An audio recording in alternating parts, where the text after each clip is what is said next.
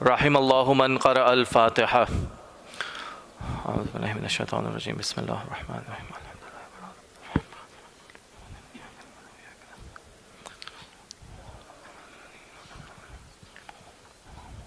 بسم اللہ الرحمن الرحیم۔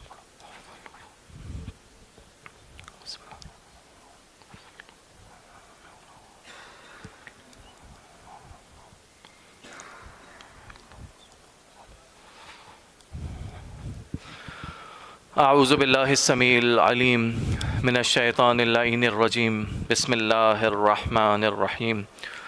الحمد للہ الذی لا یبلغ مدحتہ القائلون ولا یحصی نعماءہ العادون ولا یؤدی حقہ المجتہدون، الذی فطر الخلائق بقدرتہ ونشر الریاح برحمتہ، ثم الصلاة والسلام وتحیۃ والاکرام علی اشرف الخلائق اجمعین، حبیبنا وحبیب الہ العالمین سید الاولین والآخرین ابی القاسم المصطفى محمد۔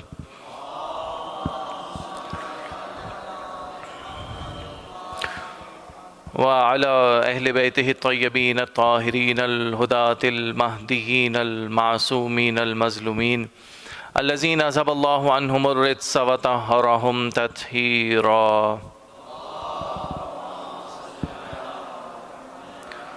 ولعنۃ الدائمۃ علی اعداء الدین اجمعین من یوم ظلمہم الی قیام یوم الدین، اما بعد فقد قال اللہ عز اسمہ فی محکم کتابہ ومتقن خطابہ، بسم اللہ الرحمن الرحیم۔ نحن قدرنا بینکم الموت وما نحن بمسبوقین علی ان نبدل امثالکم وننشئکم فیما لا تعلمون، صدق اللہ العلی العظیم۔ صلوات بھیجیے گا محمد و آل محمد پر، اللہم صل علی محمد و آل محمد۔ برادران عزیز، سامعین علی قدر، پروردگار عالم کی بارگاہ میں شکر گزار ہیں کہ اس نے ایک مرتبہ پھر ہمیں یہ توفیق بخشی کہ ہم دین مبین کے اوپر، دین مبین کی آیات کے اوپر کچھ وقت صرف کریں غور و فکر کرنے کا۔ ہم اس حقیقت کو جانتے ہیں اور آپ بارہا اس حقیقت کو سنتے رہتے ہیں کہ اللہ تعالیٰ نے اس کائنات کو بلا مقصد نہیں بنایا۔ یہ کائنات بلا مقصد نہیں ہے، یہ کائنات بلا ہدف نہیں ہے۔ یہ بات آپ بارہا خطبہ سے اور علماء سے سنتے رہتے ہیں، لیکن اس بات پر اشکال ہو سکتا ہے۔ بہت سے ایسے افراد موجود ہیں، ملحدین موجود ہیں، غیر پرست موجود ہیں، جو اس حقیقت کا انکار کرنے والے ہیں کہ یہ کائنات بلا ہدف نہیں ہے۔ لیکن ایک اور حقیقت ہے جو ہمارے سامنے آتی ہے، اور وہ حقیقت یہ ہے جس کا منکر کوئی بھی انسان اس دنیا میں ممکن نہیں ہے، اور وہ حقیقت یہ ہے کہ یہ کائنات بلا قانون نہیں ہے۔ یعنی کائنات اگر بلا ہدف ہے یا نہیں ہے اس پر اشکال موجود ہے، لیکن کائنات بلا قانون بہرحال نہیں ہے۔ اور اس کی دلیل یہ ہے کہ اس وقت جتنی موجودات کی ترقی ہمیں نظر آ رہی ہے، جتنے انسانوں نے سائنس کی ترقی کی ہے، ٹیکنالوجی میں ترقی کی ہے، اس کا سبب یہ ہے کہ ہمارا یہ اعتماد ہے، سائنسدانوں کا یہ اعتماد ہے کہ یہ کائنات بلا قانون نہیں ہے۔ کچھ قوانین ہیں جو اس کائنات میں کار فرما ہیں، کچھ قوانین ہیں جو بلا تبدیل اس کائنات میں کار فرما ہیں۔ کوئی ایجاد اگر کسی خطے میں ہو رہی ہے، اس کی وجہ یہ ہے کہ اس سے پیچھے سائنسدانوں کو اس قانون کا علم ہے۔ یعنی پانی جیسے ہے تو پانی کا جو فارمولا ہے ہائیڈروجن اور آکسیجن H2O، پانی کا یہ فارمولا جتنا پاکستان میں ہے اتنا ہی امریکہ میں بھی ہے۔ البتہ اور قوانین کا فرق ہے، لیکن پانی کے فارمولے میں بہرحال فرق نہیں ہے۔ سوڈیم کلورائڈ، جتنی ادویہ میں ایجادات ہو رہی ہیں، سوڈیم کلورائڈ نمک کا فارمولا ہے۔ تو ایسا نہیں ہے کہ پاکستان میں سوڈیم کلورائڈ نمک ہے اور امریکہ کا نمک کچھ اور ہے، برطانیہ میں نمک کچھ اور ہے، وہاں بھی یہ قانون ایسے ہی چل رہا ہے۔ اسی طرح جتنی فزکس کی ایجادات ہیں، یہ مائک آپ کے سامنے موجود ہے، یہ لائٹنگ سسٹم آپ کے سامنے موجود ہے، یہ تمام ایجادات فزیکل قوانین کے تحت کار فرما ہیں۔ انسان کا یہ کانفیڈنس کہ یہ قانون ہمیشہ رہے گا، اس چیز کی دلالت کر رہا ہے کہ کائنات بلا قانون نہیں ہے۔ انہی قوانین میں سے ایک قانون ہے جو آپ کی خدمت میں پیش کرنا ہے۔ یہ قانون وہ قانون ہے جسے ہم قانون ارتقاء کہتے ہیں۔ یہ قانون وہ قانون ہے جسے ہم اصول ارتقاء کہتے ہیں۔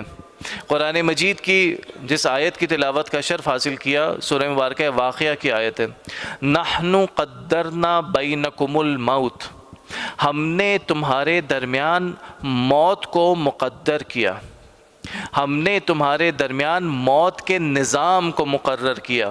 تو پروردگار عالم نے اس کائنات میں جو اصول ارتقاء کو جاری فرمایا، اس اصول ارتقاء کے نظام کا نام موت ہے۔ وہ اصول ارتقاء موت کی شکل میں ہمارے سامنے ظاہر ہو رہا ہے۔ ایک مثال کے ذریعے سے واضح کروں، آپ کے گھر میں اگر کوئی باغیچہ ہو اور آپ کو اس باغیچے میں کوئی بیج لگانا ہو، فرض کیجئے آپ کے گھر میں ایک باغیچہ موجود ہے اور آپ کو ضرورت محسوس ہوئی کہ کسی پھل کا درخت ہونا چاہیے، آپ بازار سے بیج خرید کے لے کر آئے اور آپ نے وہ بیج اپنے باغیچے میں بو دیا۔ جب وہ بیج اصول ارتقاء کے تحت پروان چڑھنا شروع ہوا، آپ نے اس بیج کو پانی دیا، اس بیج میں سے اکھوا پھوٹا، اس بیج میں سے کوپلیں نمودار ہوئیں، وہ بیج بتدریج ارتقاء کے مراحل طے کرتا ہوا جب کامل درخت بن گیا، اور جب درخت پر پھل لگنا شروع ہوئے تو جب آپ نے دیکھا کہ پھل اپنے کمال پر پہنچ گیا تو آپ نے اس پھل کو اپنے لیے توڑ لیا، آپ نے اس پھل کو اپنے لیے چن لیا۔ یہ جو پھل کا چننا تھا، اگر آپ درخت سے پوچھیں تو درخت کو یہ پھل کا چننا اچھا نہیں لگے گا۔ درخت یہ کہے گا کہ ہماری ایک وابستگی اس پھل کے ساتھ تھی، درخت یہ کہے گا کہ ہمارے پتوں کی وابستگی، ہماری شاخوں کی وابستگی اس پھل کے ساتھ تھی۔ اگر درخت کو کلام کی اجازت ملے تو درخت آپ کو اجازت نہیں دے گا پھل کو توڑنے کی، درخت آپ کو اجازت نہیں دے گا کہ پھل کو اس سے جدا کر لیں، لیکن آپ کا جواب یہ ہوگا کہ اس درخت کے پھل کو میں نے اپنے لیے خلق کیا تھا، میں نے اس درخت کو لگایا اس لیے تھا تاکہ اس پھل کو اپنے لیے حاصل کر سکوں۔ تو پروردگار عالم، اب اس مثال کو انسان کے اوپر منطبق کر کے دیکھیے گا کہ پروردگار عالم جب انسان کو اس دنیا میں بھیجتا ہے تو انسان کے دنیا میں آنے کے بعد انسان جب پرورش کرتا ہوا تکامل تک پہنچتا ہے، اور جب روح کمال تک پہنچ جاتی ہے، روح اپنے تکامل تک پہنچ جاتی ہے، تو پروردگار اس روح کو کشید کر لیتا ہے، پروردگار اس روح کو اپنے لیے کشید کر لیتا ہے۔ اس لیے کہ خدا یہ فرما رہا ہے کہ اے انسان، اس کائنات میں جو کچھ موجود ہے اسے ہم نے تیرے لیے خلق کیا، مگر انسان کے لیے کہا کہ تجھے ہم نے اپنے لیے خلق کیا۔ صلوات بھیجیے گا محمد و آل محمد پر، صلی علی محمد۔ تو کائنات میں جو کچھ موجود ہے اسے اللہ نے انسان کے لیے خلق کیا، لیکن انسان کے بارے میں کہا کہ انسان کو اپنے لیے خلق کیا، اور جس چیز کو اس نے اپنے لیے خلق کیا ہو وہ چیز فنا کیسے ہو سکتی ہے؟ جس چیز کو خدا نے اپنے لیے خلق کیا ہو۔ دیکھیے، آپ اگر کسی شے کو اپنے لیے حاصل کرنا چاہتے ہیں، آپ اگر بازار جاتے ہیں اور بازار میں فرض کیجئے آپ کو کچھ پھل خریدنا ہو، تو کیا آپ یہ پوچھتے ہیں کہ کیا یہ پھل اگلے 20 سال تک چل سکتا ہے یا نہیں چل سکتا؟ نہیں پوچھتے۔ اگر آپ نے کوئی گیجٹ خریدنا ہے، اگر آپ نے گھر کی کوئی چیز خریدنی ہے اور آپ وارنٹی کی بات کرتے ہیں، تو کیا آپ یہ سوال پوچھتے ہیں کہ کیا یہ چیز اگلے 200 برس تک چلے گی یا نہیں چلے گی؟ آپ یہ سوال نہیں پوچھتے۔ کیوں نہیں پوچھتے؟ اس لیے کہ مجھے اور آپ کو یقین ہے کہ ہم خود 200 برس تک نہیں چلنے والے۔ جب ہماری اپنی حیات 200 برس کی نہیں ہے تو جو چیز ہم اپنے لیے پسند کر رہے ہیں وہ 200 برس تک کیسے چل سکتی ہے؟ تو اب آئیے پروردگار کی ذات کے اوپر کہ وہ رب اکبر جو لم یزل ولا یزال ہے، وہ رب اکبر جو اس میں مبارک باقی کا مصداق ہے، وہ جو ہمیشہ رہنے والا ہے، وہ اگر کسی شے کو اپنے لیے منتخب کرے گا تو وہ شے بھی ہمیشہ رہنے والی ہوگی، اس شے میں یہ صلاحیت ہوگی کہ وہ شے بھی ہمیشہ باقی رہنے والی ہوگی۔ تو اگر انسان کو اللہ نے اپنے لیے خلق کیا ہے، انسان کو اللہ نے اپنے لیے پیدا کیا ہے، تو انسان میں بھی یہ صلاحیت ہے کہ انسان ہمیشہ باقی رہ سکتا ہے۔ انسان کی حیات اللہ کے اسم مبارک حی کا مظہر ہے، اور انسان کا ہمیشہ باقی رہنا اس کی قیومیت کی تجلی ہے۔ انسان ہمیشہ باقی رہنے کے لیے خلق ہوا ہے۔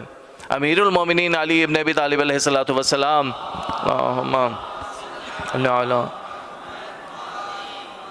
ارشاد فرما رہے ہیں، خلقتم لبقاء، تمہیں خدا نے بقا کے لیے خلق کیا ہے، تمہیں فنا ہونے کے لیے خلق نہیں کیا ہے۔ مگر ایک سوال درمیان میں کہ اچھا، اگر ہمیں بقا کے لیے خلق کیا ہے تو پھر موت کا پہلو درمیان میں کیوں آ جاتا ہے؟ پھر موت کا مقصد کیا ہے؟ پھر موت کیوں دیتا ہے اللہ تعالیٰ اگر ہمیشہ کی بقا کے لیے خلق کیا ہے؟ ذرا سا اس کو ایک آیت سے واضح کر دوں. موت کا جہاں اللہ نے ذکر کیا ہے، موت کی خلقت کا، سورہ مبارکہ ہے ملک، پہلی آیت تبارک الذی بیدہ الملک الذی خلق الموت والحیات لیبلوکم ایکم احسن عملا، کہ بابرکت ہے وہ ذات. دوبارہ بابرکت کے معنی وہی ہیں. آپ جب یہ لفظ استعمال کرتے ہیں کہ کسی شے میں، کسی چیز میں بہت برکت ہو گئی، تو برکت کا کلمہ آپ کس لیے استعمال کرتے ہیں؟ برکت یعنی وہ شے ختم نہیں ہونے والی. کسی کھانے میں، کسی چیز میں برکت بہت زیادہ ہے، اس کا مطلب یہ کہ وہ ہمیشہ باقی رہنے والی ہے. تو بابرکت ہے وہ ذات جس نے موت کو خلق کیا، اور بابرکت ہے وہ ذات جس نے حیات کو خلق کیا. کس کے لیے خلق کیا؟ اس حقیقت کے لیے، اس موجود کے لیے جو انسان ہے. تو گویا اگر ہم اس کو اس طرح سے سمجھیں کہ ایک حقیقت واحدہ ہے جو انسان ہے، اور اس کے مختلف مرحلے ہیں. انہی مرحلوں میں سے ایک مرحلہ موت کا مرحلہ ہے. یعنی ایک ہی وجود ہے جو مختلف مراحل سے گزر رہا ہے، اور مختلف مراحل سے گزرتے ہوئے یہ وجود موت کے مرحلے سے بھی گزرتا ہے. لیکن غور طلب بات یہ ہے کہ اس دورانیے میں، اس سفر میں، درمیان میں کہیں حیات منقطع نہیں ہوتی، زندگی کہیں منقطع نہیں ہوتی. دلیل عرض کرتا ہوں. ایک انسان جب پیدا ہوتا ہے اور بچپن سے جب اس کا ارتقاء کا سفر شروع ہوتا ہے، اور بچپن سے لڑکپن میں داخل ہوا، لڑکپن سے جوانی میں داخل ہوا، جوانی سے بڑھاپے میں داخل ہوا، یہ جو مراحل انسان طے کر رہا ہے، ان مراحل میں جب ایک مرحلے سے دوسرے مرحلے میں منتقل ہوتا ہے، آیا درمیان میں کہیں حیات میں تعطل ہے؟ کہیں کوئی ایسا مرحلہ ہے کہ بیچ میں حیات منقطع ہو گئی ہو؟ کہیں کوئی ایسا مرحلہ ہے کہ بیچ میں زندگی منقطع ہو گئی ہو؟ واضح ہو رہی ہے بات کہ کہیں کوئی ایسا مرحلہ ہے جس میں زندگی منقطع ہوئی ہو؟ نہیں ہے. بالکل اسی طرح کہ جب انسان موت کے پہلو میں جا کر سو جاتا ہے، جب انسان زندگی کے بعد موت کے مرحلے میں داخل ہوتا ہے، تو حیات منقطع نہیں ہوتی. حیات ایک نیا رخ ضرور لے لیتی ہے مگر منقطع نہیں ہوتی. حیات ختم نہیں ہوتی، حیات منقطع نہیں ہوتی. صرف شدت حیات میں فرق آتا ہے. اور جو انسان کی شدت حیات ہے، جو شدت ہے زندہ رہنے کی، وہ منحصر ہے قوت روح کے اوپر. کہ جتنی انسان کی روح طاقتور ہے، جتنی انسان کی روح میں قوت ہے، اتنی اس میں شدت ہے حیات کو باقی رکھنے کی. ایک حدیث قدسی کے ذریعے سے وضاحت کرتا ہوں. صلوات بھیجیے گا محمد وعلی محمد پر. محمد. پروردگار فرما رہا ہے کہ اے نبی، میرے ان بندوں سے کہیے کہ جو شخص من طلبنی، کہ جو شخص مجھے طلب کرتا ہے، وجدنی. عجیب فکر انگیز روایت ہے، خدا کی قسم. جو شخص مجھے طلب کرتا ہے، اللہ اپنے لیے کہہ رہا ہے، جو شخص مجھے طلب کرتا ہے وجدنی، وہ مجھے پا لیتا ہے. اچھا، اس کے بعد ومن وجدنی، اور جو مجھے پا لیتا ہے عرفنی، پھر وہ مجھے پہچان لیتا ہے. یعنی جو مجھے طلب کرتا ہے، من طلبنی وجدنی، آسان الفاظ آپ کو یاد رہ جائیں گے. من طلبنی وجدنی، جو طلب کرے گا وہ پالے گا. ومن وجدنی عرفنی، اور جو مجھے پالے گا عرفنی، وہ مجھے پہچان لے گا.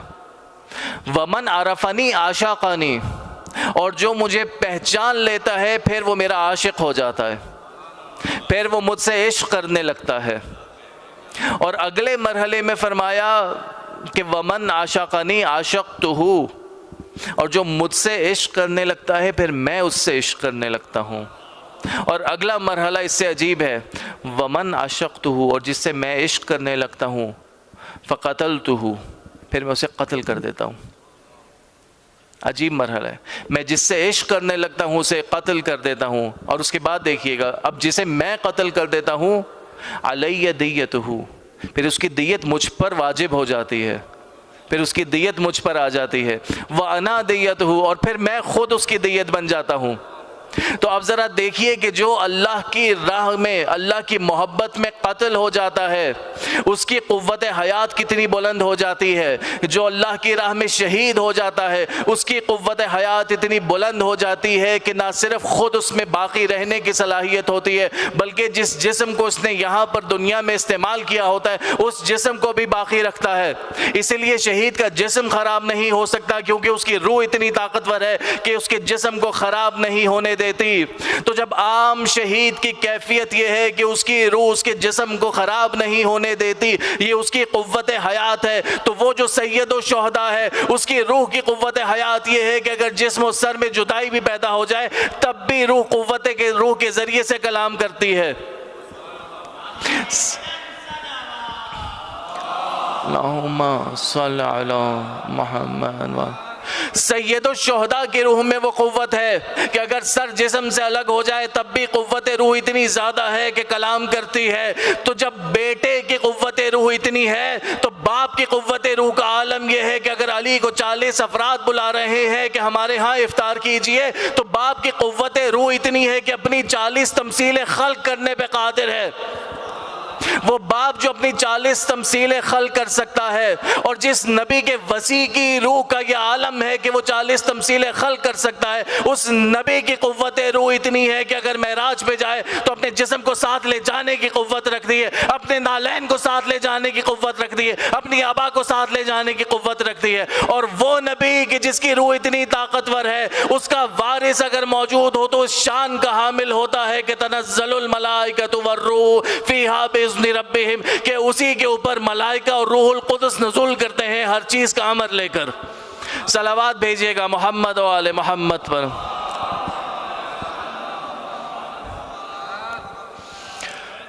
یا علی، یہ جو روح کا باصلاحیت ہونا ہے، یہ کوئی بعد از مرگ تجربہ نہیں ہے۔ ایسا نہیں ہے کہ آپ کی روح موت کے بعد اتنی طاقتور ہوگی، ایسا نہیں ہے کہ بعد از مرگ روح کو یہ صلاحیت نصیب ہوگی۔ یہ روح کا باصلاحیت ہونا، یہ روح کا لامحدود ہونا ابھی کا تجربہ ہے، آپ کی ابھی موجودہ حیات کا تجربہ ہے۔ کس طرح سے؟ دیکھیے، جو ہماری جسمانی صلاحیتیں ہیں وہ محدود ہیں۔ ایک شخص اگر واک کرنا چاہتا ہے، ایک شخص اگر پیدل چلنا چاہتا ہے تو پیدل چلنے کی ایک حد ہے، اس کے بعد وہ کہتا ہے کہ اب مجھ میں سکت نہیں ہے۔ ایک شخص اگر بولنا چاہتا ہے تو بولنے کی ایک حد ہے۔ ہر جسمانی صلاحیت کی ایک مخصوص حد ہے جس کے بعد جا کر وہ صلاحیت ختم ہونے لگتی ہے۔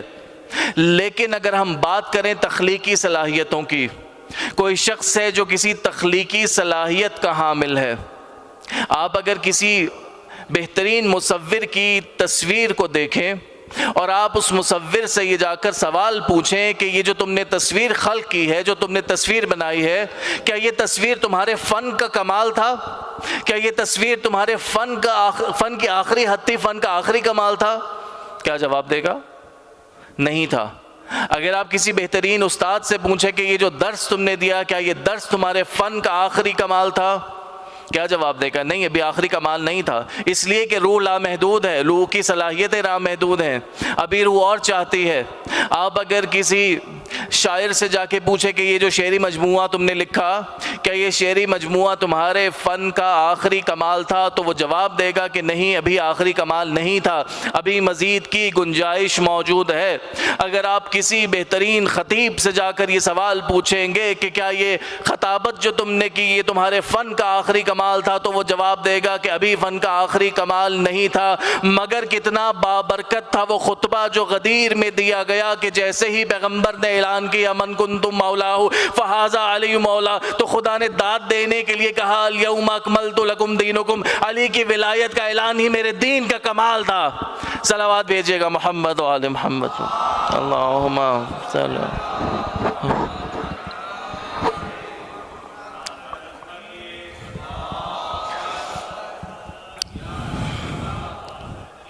یا علی، اللہم صلی علی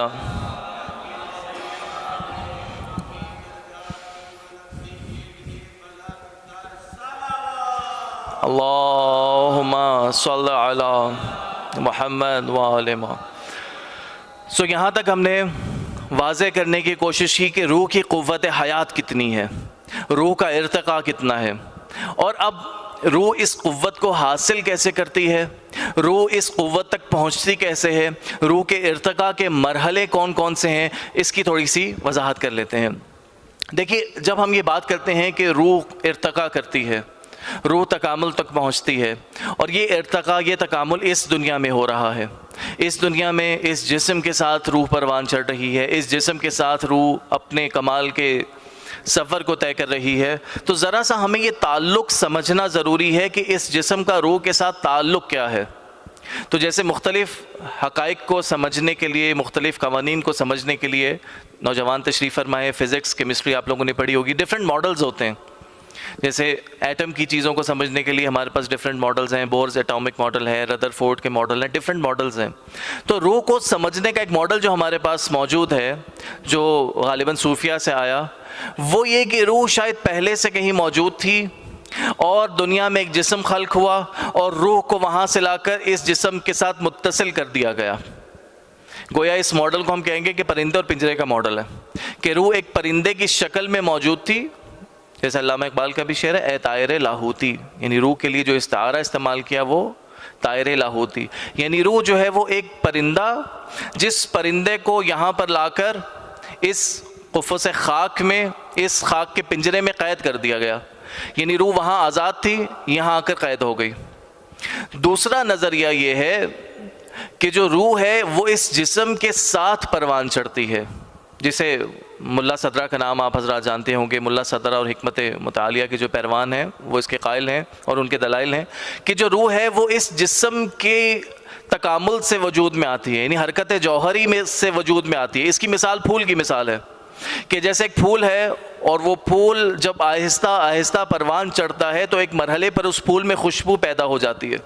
یہ خوشبو باہر سے لا کر نہیں ڈالی گئی ہے، یہ خوشبو پھول کے اندر سے پھوٹ رہی ہے، لیکن یہ جو پھول کی خوشبو ہے یہ باقی رہنے کے لیے، یہ پیدا ہونے کے لیے پھول کی محتاج ہے، لیکن باقی رہنے کے لیے پھول کی محتاج نہیں ہے۔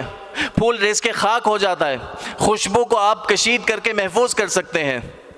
تو گویا روح کی مثال ایسی مثال ہے کہ روح اس جسم کو بطور سواری استعمال کرتی ہے۔ روح اور جسم کا تعلق، دیکھیے وہ جو داخل ہونے والا مرحلہ ہے وہ ممکن نہیں ہے۔ اس کی وجہ یہ ہے کہ یہ بات ہم سب جانتے ہیں، یہ بات ہم سب مانتے ہیں کہ جو روح ہے وہ ایک توانائی ہے، وہ ایک انرجی ہے۔ انرجی کبھی بھی مادے کے اندر داخل نہیں ہو سکتی، انرجی مادے کے اندر سرایت نہیں کر سکتی، لیکن مادے کو استعمال کر سکتی ہے۔ تو روح کی جو انرجی ہے وہ اس جسمانی پیکر کے اندر نفوذ نہیں کرتی، اس کو استعمال کرتی ہے، اس کو بطور سواری استعمال کرتی ہے۔ اور جیسے ہم سواری کو تبدیل کر سکتے ہیں ویسے ہی روح اس سواری کو تبدیل کر سکتی ہے۔ آپ کو اور ہمیں پروردگار عالم بار بار توفیق عطا فرمائے زیارت کربلا کی۔ تو جب ہم کربلا کے سفر کو اختیار کرتے ہیں، تو جب آپ اپنے گھر سے روانہ ہوتے ہیں تو گاڑی میں چلتے ہیں، لیکن جب آپ ایئرپورٹ پہ پہنچتے ہیں تو وہ یہ مرحلہ ہوتا ہے کہ جب آپ گاڑی کی سواری کو ترک کر دیتے ہیں اور آپ ایک نئی سواری میں جاتے ہیں، کیونکہ وہ سواری آپ کو وہاں تک لے جا نہیں سکتی۔ تو روح اسی طرح ایک مرحلے تک اس جسم کو بطور سواری استعمال کرتی ہے، اور جب یہ سواری استعمال کے قابل نہیں رہتی تو روح پرواز کر جاتی ہے۔ واضح ہو رہی ہے یہاں تک بات؟ ایک صلوات بھیجیے گا محمد و آل محمد پر، صلی اللہ علیہ محمد۔ تو روح سواری کے طور پہ اس جسم کو استعمال کرتی ہے، اور سواری کے لیے ضروری ہے کہ کسی سفر کا ہونا ہو، یعنی روح نے ایک سفر طے کرنا ہے سواری کے ذریعے۔ یہ سفر کون سا ہے؟ سورہ مبارکہ انشقاق کی آیت ہے، یا ایھا الانسان انکا کادح الی ربک کدحا فملاقی، اے انسان تو کشاں کشاں بتدریج اپنے رب سے ملاقات کے سفر کی طرف گامزن ہے۔ یعنی روح کو سفر طے کرنا ہے اس جسم کی سواری کے ذریعے خدا تک کا۔ واضح ہوا؟ تو روح کو سفر طے کرنا ہے۔ اچھا، اب اگر یہ سواری کی مثال آپ کے ذہن میں رہے تو یہ حقیقت بہت واضح ہو جائے گی۔ سواری کا ایک لازمہ ہے، وہ یہ کہ سواری کو انجن چاہیے چلنے کے لیے۔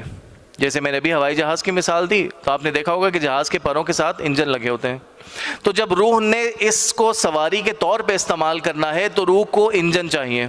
تو دو انجن ہیں جو پروردگار عالم نے اس وجود کے ساتھ متصل کیے۔ ایک انجن ہمارا ذہن ہے، دوسرا انجن ہمارا قلب ہے. تو یہ دو انجن ہو گئے کہ جس کے ساتھ روح کی سواری آگے بڑھے گی. اچھا، انجن کے ساتھ ایک اور لازمہ ہے. انجن بغیر فیول کے چلا سکتے ہیں آپ؟ نہیں چلا سکتے. تو انجن کو فیول چاہیے. تو اس انجن کو جو فیول چاہیے، یعنی دو انجن واضح ہو گئے، ایک ذہن انجن ہوا، ایک قلب انجن ہوا. اور اس انجن کے جو دو فیول ہمیں چاہیے وہ کون سے ہیں؟ ذہن کو جو فیول چاہیے وہ علم ہے. اور علم اس لیے ہے، یعنی علم حاصل کرنے کی تاکید اس لیے ہے، علم حاصل کرنے کی فضیلت اس لیے ہے کہ انسان علم حاصل کرے تاکہ قلب میں وہ جوہر بیدار ہو جائے جسے عشق کہتے ہیں. علم اور عشق کا ربط ذہن میں رہے کہ قلب میں وہ جوہر بیدار ہو جسے عشق کہتے ہیں.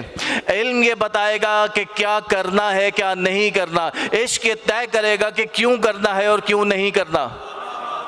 عشق وہ تحرک دے گا کہ اگر جان دینے کا مرحلہ ہے تو جان قربان کرنی ہے. تو یہ مثال ذہن میں رکھیے گا، ذہن ہے اور قلب ہے.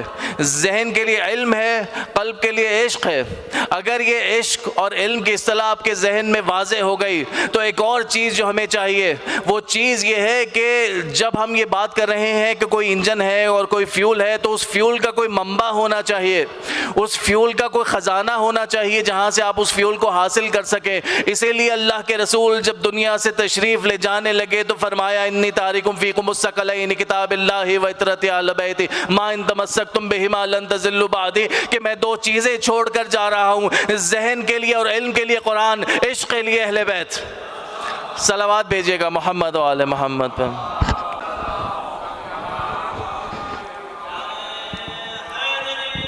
یا عالم. اور بس اب گفتگو نتیجے کے ساتھ مربوط ہوتی جا رہی ہے. ایک حدیث میں آپ کو نتیجہ دوں. یہ عشق وہ عشق ہے، اس عشق میں وہ صلاحیت ہے جو روح کو خود بخود تکامل تک لے کے چلا جاتا ہے.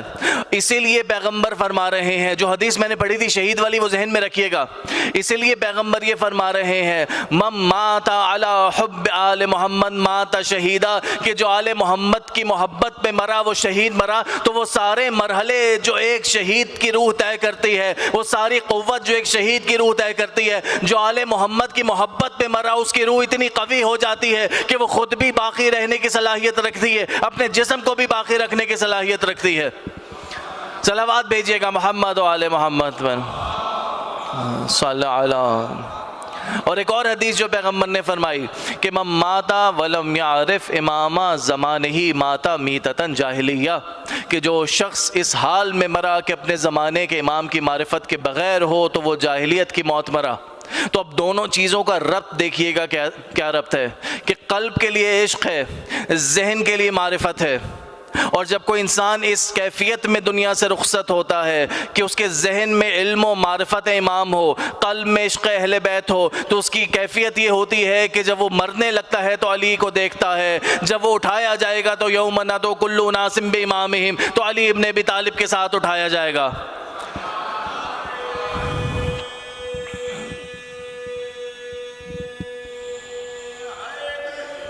یا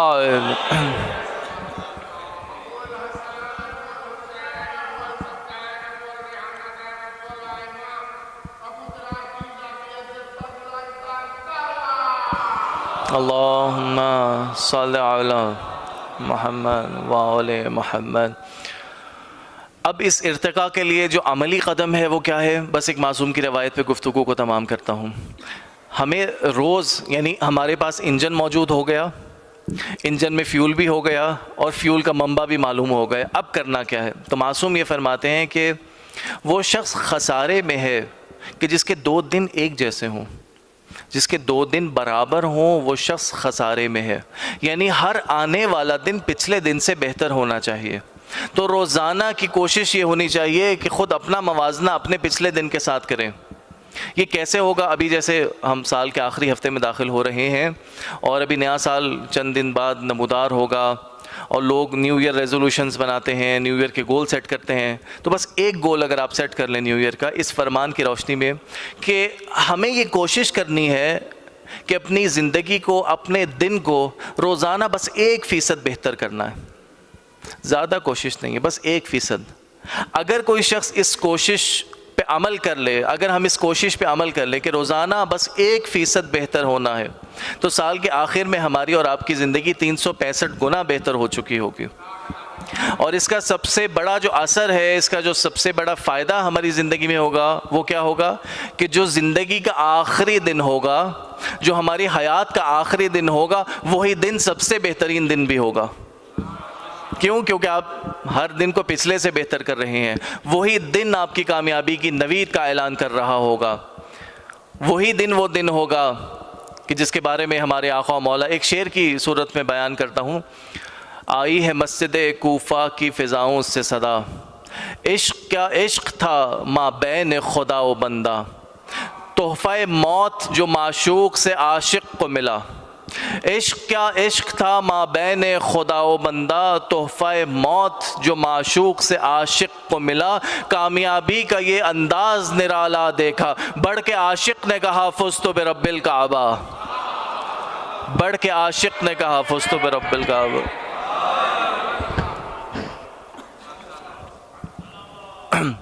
اللہم صلی علی محمد۔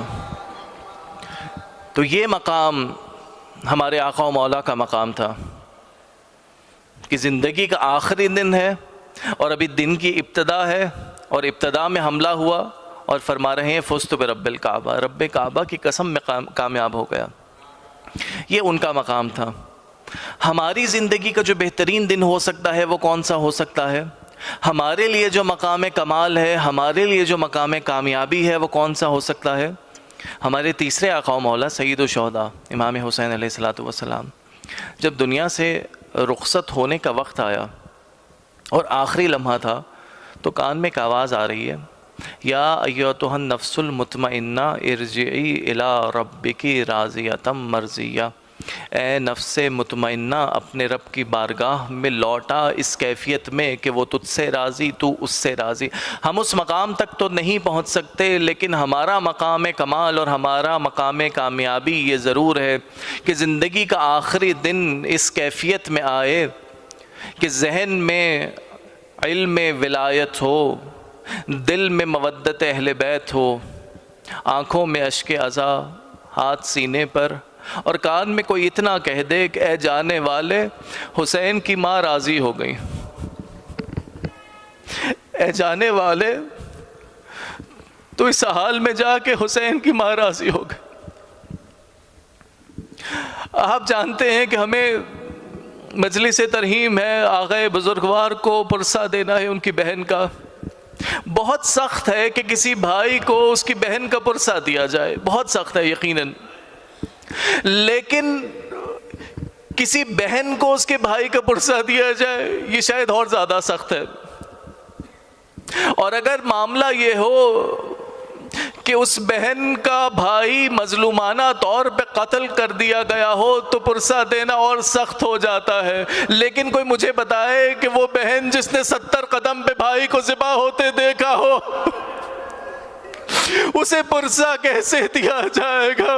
لیکن شاید میرا سوال غلط ہے، اسے پرسہ دینے والا تھا کون؟ پرسہ دینے والے تو نہ تھے، البتہ چادریں چھیننے والے، خیموں کو آگ لگانے والے موجود۔ ہمارے پاس اللہ کے رسول کی تعلیمات موجود ہیں۔ رسول اللہ نے جنازوں کا کتنا احترام سکھایا ہے، رسول اللہ نے لواحقین کا کتنا احترام سکھایا ہے کہ کسی کے ہاں میت ہو تو اس کے جنازے کا احترام کیسا کرنا ہے، کسی کے ہاں میت ہو تو لواحقین کے حقوق کیا ہے۔ ارے مگر وہ رسول کہ جس نے ہمارے اور آپ کے جنازوں کا احترام دیا ہو، جس نے ہمارے جنازوں کا احترام سکھایا ہو، اس رسول کے اپنے گھر کے جنازے، اس رسول کے اپنے گھر کے جنازے کس کیفیت میں تھے؟ کہیں حضرت زید کا لاشا دارالامارہ پہ لٹکایا گیا، کبھی مسلم میں نقیل کے لاشے کو کوفے کی گلیوں میں پھرایا گیا، کہیں مدینہ میں نواسے رسول کے لاشے پہ تیروں کو برسایا گیا، اور کہیں کربلا کے لاشوں پہ گھوڑے دوڑا دیے گئے۔ یہ حال لاشوں کا تھا، اور رسول نے جو کہا تھا کہ لواحقین کا خیال کرنا، وہاں مدینے میں ایک بیٹی کا باپ رخصت ہوا، مگر پرسہ دینے کی جگہ لوگ آگ اور لکڑیاں لے کر آئے، اس کے گھر کو جلایا، غازیانو، وہاں کربلا میں ایک بہن کا بھائی ذبح ہوا، مگر کوئی پرسہ دینے والا نہ تھا۔ جو کرنے والے تھے وہ یہ کہ خیموں کو آگ لگانے والے، سروں سے چادروں کو چھیننے والے۔ کیا گزری ہے اس بہن پر؟ آپ نے ایک روایت، آپ نے ایک حکایت تو سنی ہوگی۔ مصر میں ایک کہاوت ہے، وہ یہ کہ یوسف کو اگر کنویں میں ڈالا گیا اور یوسف کنویں میں رہے تو اس کی وجہ یہ تھی کہ یوسف کے 11 بھائی تھے لیکن یوسف کی کوئی بہن نہ تھی۔ اگر بہن ہوتی تو بھائی کو اکیلا کنویں میں چھوڑ کے نہ آتی، مگر کربلا میں ایک بہن ہے جو 11 بھائیوں کو بے گور و کفن چھوڑ کے جا رہی ہے، اس لیے کہ اس بہن کے اپنے ہاتھ بندھے۔ بھائیوں کو بہت محبت تھی اس بہن سے، بھائیوں کو بہت خیال تھا اپنی اس بہن کا۔ کبھی اس بہن پہ دھوپ پڑتی تھی تو ایک بھائی اپنی ابا گھسایا کرتا تھا۔ اور سنو گے، اس بہن کا بڑا بھائی مولا حسن مجتبیٰ جب زہر دیا گیا نا، اور مولا کے زہر کے اثر میں جگر کے ٹکڑے کٹ کٹ کے تشت میں گرنے لگے، جب میرے مولا وصیتیں کر رہے تھے، جانے مولا حسن کو کیا خیال آیا؟ وصیتوں کو روکا، کہنے لگے کہ میرے اس تشت کو چھپا دو، کہنے لگے کہ جس تشت میں جگر کے ٹکڑے ہیں اس تشت کو چھپا دو، ابھی میری بہن زینب آتی ہوگی، میری بہن برداشت نہیں کر سکے گی۔ کاش میں ہاتھ جوڑ کے یہ جملہ کہہ سکوں کہ اے شہزادی، اے آقا زادی، بھائی کے جگر کے ٹکڑے تو شاید برداشت ہو جائے، یہ بھائی کی گود میں جو 3 برس کا بچہ ہے خدا تمہیں اس کی لاش کے ٹکڑے نہ دکھائے۔ مگر وہ وقت آیا کہ بہن نے اس بھائی کے بیٹے کی لاش کے ٹکڑے دیکھے، دوسرے بھائی کے بیٹے کے سینے میں برچھی کا لگنا دیکھا، ایک بھتیجے کو ذبح ہوتا ہوا دیکھا۔ مگر ایک مرحلہ یہ تھا کہ اس بہن پہ جو کچھ بھی گزری اسے دیکھنے کے لیے اس بہن کا کوئی بھائی زندہ نہیں تھا، کسی بھائی نے نہ دیکھا کہ بہن زینب پہ کیا گزری۔ اللہ رے سید سجاد کا مقدر کہ بہن کے دامن کو آگ لگی، سید سجاد دیکھتے رہے، بہن کے گوشوارے چھینے گئے، سید سجاد دیکھتے رہے، بہن کو تماچے لگے، سید سجاد دیکھتے رہے، کربلا سے کوفہ، کوفہ سے شام، بہن کے رخساروں کا رنگ بدلتا رہا، سید سجاد دیکھتے رہے۔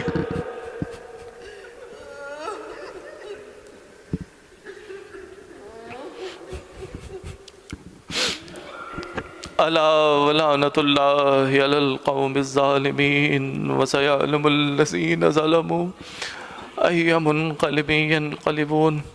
پروردگار اس قلیل سی عبادت کو اپنی بارگاہ میں قبول و منظور فرما۔ پروردگار اس عبادت کو ہمارے لیے توشہ آخرت قرار فرما۔ پروردگار جس معظمہ کی اصال ثواب کے لیے مجلس منعقد کی گئی ہے، ان کے درجات کی بلندی کے لیے اس کے ثواب کو ہدیہ کرتے ہیں، اپنی بارگاہ میں قبول فرما۔ ان کے تمام خطاؤں سے درگزر فرما، جوار معصومین میں جگہ عطا فرما۔ پروردگار جتنے بھی حاضرین مجلس موجود ہیں ان سب کے مرحومین کو اپنی رحمت خاصہ میں شامل فرما، جوار معصومین میں جگہ عطا فرما۔ جتنے حاضرین محفل موجود ہیں ان میں جتنے لوگ بیمار ہیں، ان کے اہل خانہ میں جو لوگ بیمار ہیں ان سب کو بیماریوں سے شفائے کامل عطا فرما۔ پروردگار سید سجاد کا صدقہ ہے، کچھ افراد ابھی کہہ رہے تھے ان کی والدہ بہت زیادہ بیمار ہیں، پروردگار انہیں شفائے کامل عطا فرما۔ پروردگار تمام حاضرین کی حوائج شرعیہ کو پورا فرما۔ پروردگار تمام حاضرین اور ادارے کے تمام افراد کی توفیقات خیر میں اضافہ فرما۔ پروردگار اپنے آخری حجت حضرت امام زمان کو اذن ظہور عطا فرما اور ہمیں ان کے ایوان و ناصران میں شمار فرما۔ دعاؤں کی قبولیت کے لیے ایک صلوات بھیجیے گا محمد و علیہ اللہم